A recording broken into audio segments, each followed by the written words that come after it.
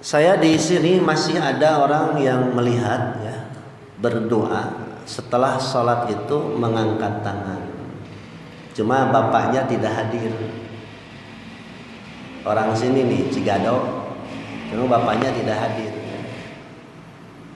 Mudah-mudahan beliau menyimak ya. Anjaka nanti tidak hadir ya. Jadi ada di antara jemaah kita yang masih setelah sholat wajib mengangkat tangan ketika berdoa atau berdoa sambil mengangkat tangan. Baik. Berdoa sambil mengangkat tangan itu bukan syarat sahnya diterima atau diijabah doa, bukan. Apakah ada mengangkat tangan ketika berdoa? Sangat ada, banyak sekali. Dan Rasulullah mencontohkan itu semua. Pertama, terutama ya, kalau kita haji atau umroh, itu seseringnya kita mengangkat tangan ketika berdoa.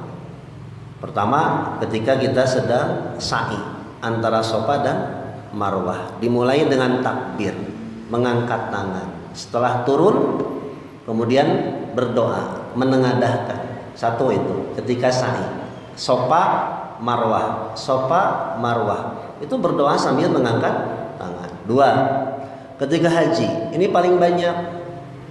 Ketika jumroh di Mina tanggal 10, kemudian wukuf di Arafah, itu paling banyak berdoa sambil mengangkat tangan. Ketiga, ketika sholat minta hujan, itu berdoanya sambil mengangkat tangan. Allahumma agisna, Allahumma agisna. Khusus pada hari Jumat Rasulullah hanya berisyarat dengan telunjuknya berdoanya itu.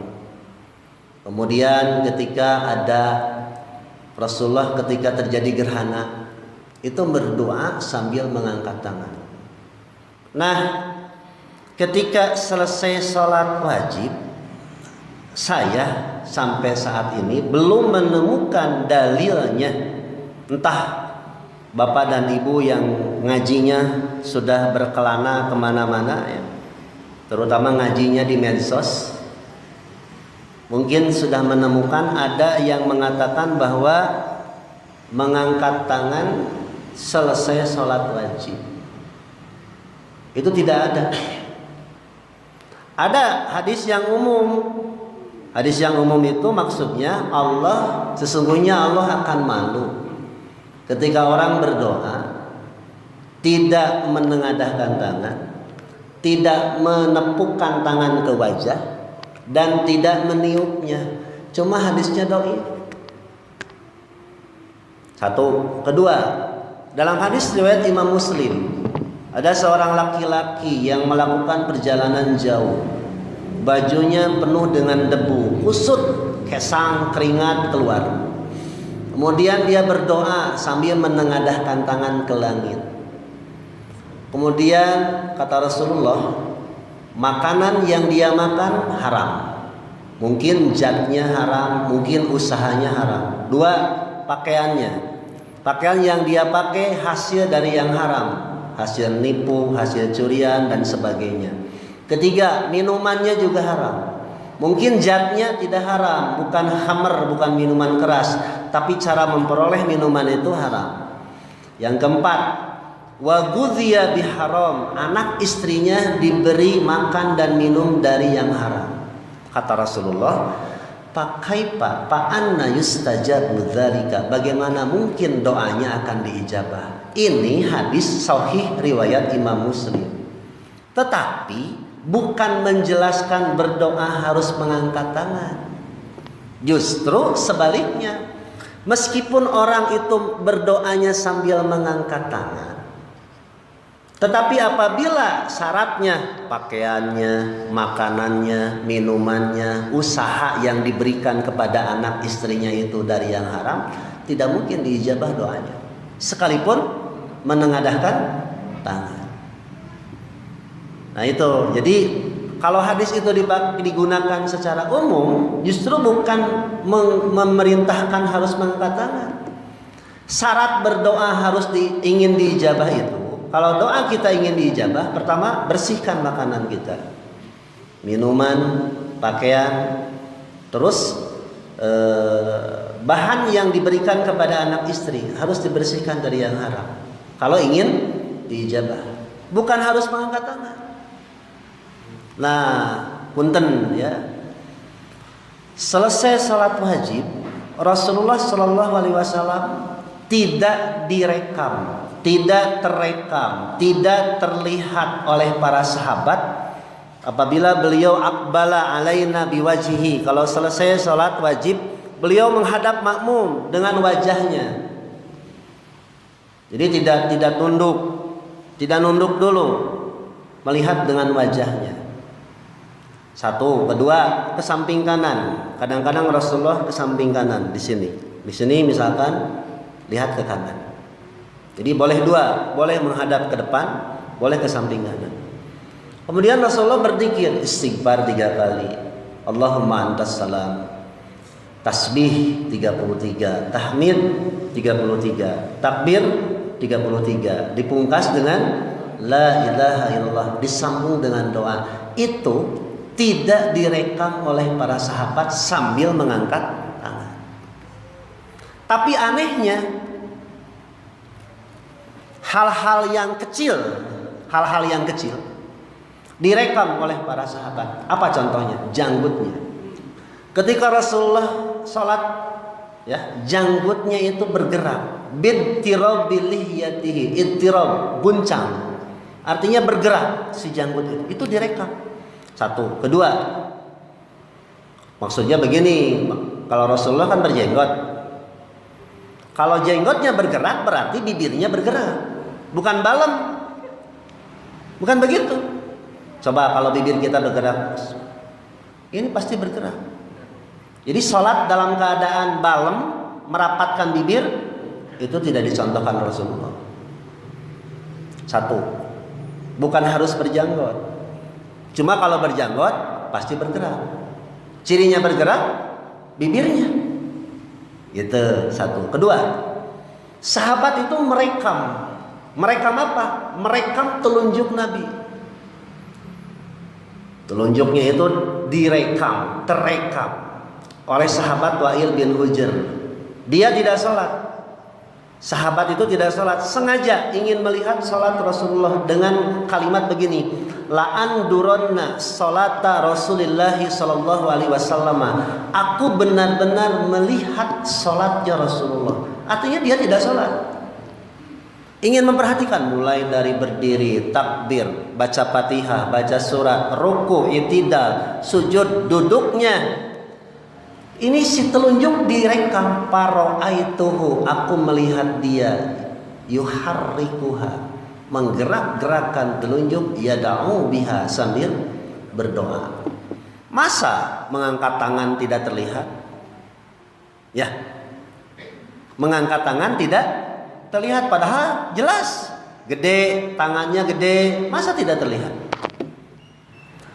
Terlebih lagi hadis yang umum yang mengatakan bahwa sesungguhnya Allah itu malu kepada hambanya apabila berdoa, tidak menengadahkan tangan, tidak mengusapkan tangan ke wajah. Itu hadisnya dhaif, tidak bisa diamalkan. Nah, baru boleh diamalkan apabila dicontohkan oleh Rasulullah.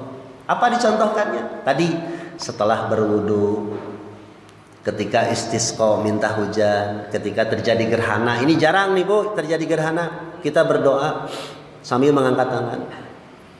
Nah, yang nggak ada itu, punten, ketika terjadi gempa. Ketika terjadi gempa nggak ada doa secara khusus, apalagi sambil mengangkat tangan. Hanya kita dianjurkan paling takbir, subhanallah, istighfar. Tidak ada doa secara khusus ketika mendengar atau melihat gempa. Kok mau kancing coplok mah? Tahu kancing coplok? Wah, gitu kan, keluar bahasa-bahasa setannya, itu nggak ada. Terus ketika tadi ya, ketika sa'i di Safa dan Marwah, ketika jumroh dan ketika wukuf di Arafah, ini dicontohkan oleh Nabi. Mustahil Rasulullah lupa. Selesai sholat wajib, selesai tahajud, beliau berdoa. Tapi tidak direkam dan tidak terekam beliau sambil mengangkat tangan. Pertanyaannya, apa yang harus kita lakukan ketika berdoa selesai sholat wajib? Ya nunduk aja. Tangannya gimana? Terserah. Yang jelas harus ada perasaan sopan. Kita sedang berdoa, bermunajat, meminta sesuatu kepada Allah. Bebas. An ulah dari kieu. Jangan sampai begini, itu seperti Buddha. Atau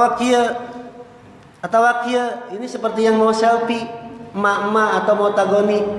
Entah, kia we tunduk. Gitu. Tunduk, astagfirullah. Gitu.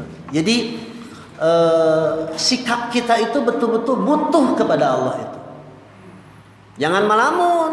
Bibir kita mengatakan Rabbik firli wali walidayya, Rabbana atina bidunya hasanah. Tetapi otak kita kemana saja. Itu enggak khusyuk. Kalau berdoa harus benar. Rabbana atina bidunya hasanah wa fil akhirati hasanah wa qina adzabannar. Fokus pikiran kita dan hati kita itu. Hasanah bidunya apa? Ilmu, harta, istri, anak, kekayaan. Hasanah bidunya. Terus jangan sampai sekedar hasanah bidunya, hasanah bil akhirah. Ilmu kita amalkan, kita ajarkan. Anak kita terbawa sampai akhirat. Orang tua kita terbawa sampai akhirat sehingga masuk surga berjamaah. Itu hasanah bil akhirah. Kalau kita sedang berdoa itu, Rabbana atina bidunya hasanah wa fil akhirati hasanah wa qina adzabannar. Ingat orang tua, ingat anak, ingat istri, ingat harta. Itu. Kedua, ingat dosa. Wa qina adzabannar. Apa artinya wa qina adzabannar? Ya Allah, jauhkanlah kami dari siksa neraka. Maksudnya apa? Jauhkan dari dosa dan maksiat yang menyebabkan masuk neraka. Jangan bibir kita mengatakan waqina adzabannar tetapi dosa dilakukan. Terutama punten, yang paling berat itu adalah dosa kecil. Dosa kecil contoh ingkar janji, khianat, mukul orang, berbohong, ya. Berbohong, nipu. Itu kan dosa-dosa yang harian. Pertanyaannya, mukul tanpa sebab jelas haram, tidak boleh. Tapi kalau ada sebab diperbolehkan, tapi jangan sampai memukul wajah. Bahkan ke istri juga dalam surat An-Nisa ayat 34, ketika ada masalah konflik itu fa'idzuhunna, nasihati dulu. Kemudian pisah tempat tidur. Setelah pisah tempat tidur baru wadribuhunna. Tapi Rasulullah menjelaskan jangan memukul wajah. Punten, ada orang yang kesal kepada orang itu. Dia janjinya ingkar, hutangnya nggak bayar-bayar. Janji pagi sore berubah, minggu depan, bulan depan, tahun depan, kesal. Sehingga kita pukul dia. Boleh tidak? Boleh. Kenapa? Rasulullah mengatakan layul wajidi, orang yang nanti-nanti mempermainkan bayar hutang, halal darah dan kehormatannya. Halal darah dan kehormatannya.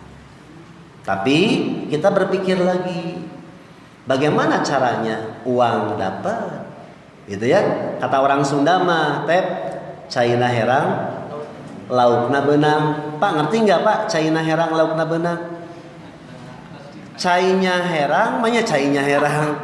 Airnya jernih, ikannya dapat. Begitu kan? Nah, tapi kalau spontanitas kesal, pukul. Hati-hati, jangan sampai mati. Rugi nanti. Apalagi hutangnya ratusan juta. Kalau ada barang yang bisa diambil, ambil. Kalau kita ingin puas, diperkarakan, dibawa ke pengadilan, dijebloskan ke penjara, silahkan. Rasulullah mengatakan halal darah dan kehormatan. Boleh dipermalukan. Tapi, kita kan ingin uang kita kembali. Hutang dia bayar, lunas, gitu kan? Nah, bisa tidak menggunakan cara yang lebih baik? Nah, itu yang paling berat, Pak. Menahan emosi, ya, menahan emosi, menyalurkan emosi kepada orang lain. Ini paling berat. Kalau dosa zina insya Allah bisa ditinggalkan. Mabuk sudah berhenti, ya. Pergaulan bebas sudah berhenti, alhamdulillah. Tapi yang paling berat tuh, khianat, bohong, ingkar janji, nipu, gibah, ujub, ria. Tahu ujub? Ujub itu merasa diri, gue nih saya nih anak Kopral Hansip misalnya. Itu ujub. Apalagi takabur, sombong, merendahkan orang lain, melecehkan orang lain. Sum'ah, apa sum'ah? Ingin didengar. Kebaikan kita itu ingin didengar. Ria apa ria? Ingin dilihat. Itu Pak yang paling sulit. Dan puncaknya ibadah itu adalah ikhlas. Apa ikhlas itu? Membersihkan yang tadi. Barangkali kita sholat masih ria, zakat, infak, sedekah masih ria, kita masih suka bohong, ingkar janji dan sebagainya. Itu yang paling berat. Nah, kembali kepada yang tadi ya. Jadi kalau berdoa sambil mengangkat tangan itu tidak menentukan diijabahnya doa, tidak. Yang penting syarat yang tadi. Makanan, minuman, pakaian, nafkah yang diberikan kepada anak istri bebas dari yang haram. Itu yang paling berat. Nah, apabila harta kita tercampur sedikit atau banyak dengan yang haram, mungkin kita belum bisa meninggalkan dunia bank. Punten Pak, ada orang yang memberikan fatwa setengah-setengah. Ribanya haram, tapi banknya digunakan, banknya dipakai. Sementara bank Islam belum ada. Bank muamalah baru sedikit. Itu pun mekanisme dan caranya belum murni Islam, belum.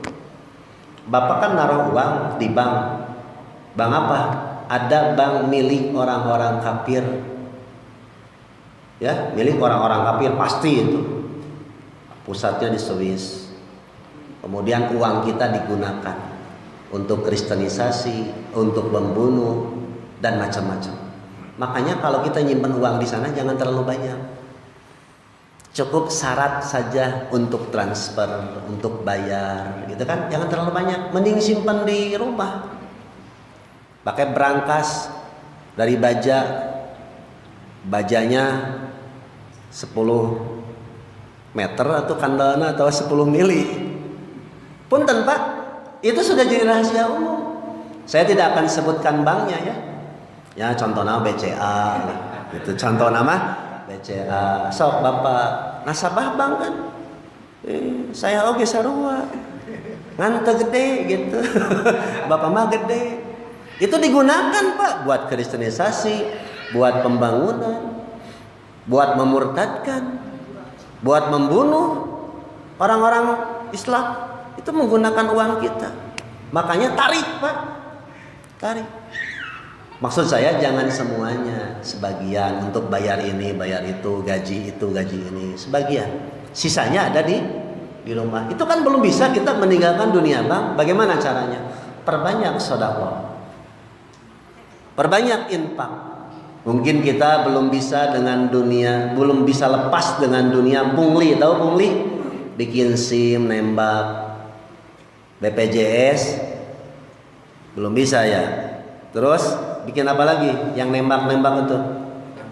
Iya, KTP, kasih uang. Dosa tuh. Dosa. Dalilnya apa? Ar-rasi wal murtasi finnar. Orang yang menyuap dengan orang yang disuap di neraka. Kita ingin lolos nih di pengadilan, kita nyuap. Dosa tidak? Dosa. Nah, apabila kita tidak bisa melepaskan itu atau belum bisa melepaskan itu, perbanyaklah sedekah.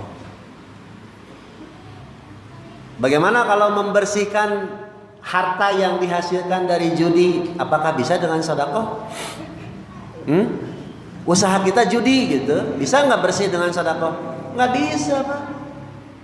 Harta yang halal saja, dagang halal, ya, tani halal, tidak dikeluarkan zakatnya, semua hartanya menjadi haram. Semua hartanya menjadi kotor. Itu hasil usaha yang halal. Apalagi kalau usahanya yang haram. Punten raja judi di Indonesia, raja minuman keras, itu nyumbangnya gede Pak. Nyumbang pesantren, nyumbang masjid, bahkan tiap tahun kurban itu. Ada, saya punya, bukan teman atulah, malu teman, punya jamaahnya punya temannya dia produsen minuman keras. Kemudian dia punya impian, setiap kota ada kafe, ada diskotik. Ketika pembukaan diskotik ngundang ustadz Pak pengajian. Ustadznya mau lagi. Aduh, masya Allah, naudzubillahi min dzalik. Dia tiap tahun Pak bantu sok cenah. Kalau Ustadz kamu butuh uang untuk pembangunan masjid sini proposalnya gitu. Bersih enggak? Enggak, tidak akan bersih. Yang jelas-jelas usahanya halal, apabila tidak dikeluarkan zakatnya, harta itu semuanya menjadi kotor. Hati-hati, kotor semuanya. Apalagi hasil usaha yang haram. Punten. Ibu beli emas, pakai perhiasan. Kalau tidak dikeluarkan zakatnya, nanti kan diganti dengan neraka. Kapan diganti dengan nerakanya? Nanti di akhirat. Cincinnya berubah jadi api, kalungnya berubah dari api, gelangnya api, genggenya api. Kalau giginya dari emas, ganti jadi api. Dan api neraka itu tidak ada yang hangat. You know hangat? Panas. Tidak ada api neraka yang hangat. Kayak AC mobil ya, AC mobil Eropa itu kalau musim dingin berubah jadi hangat. Nggak ada itu. Adem gitunya. Terus kayak apa siduru di bahasa Indonesia naon siduru.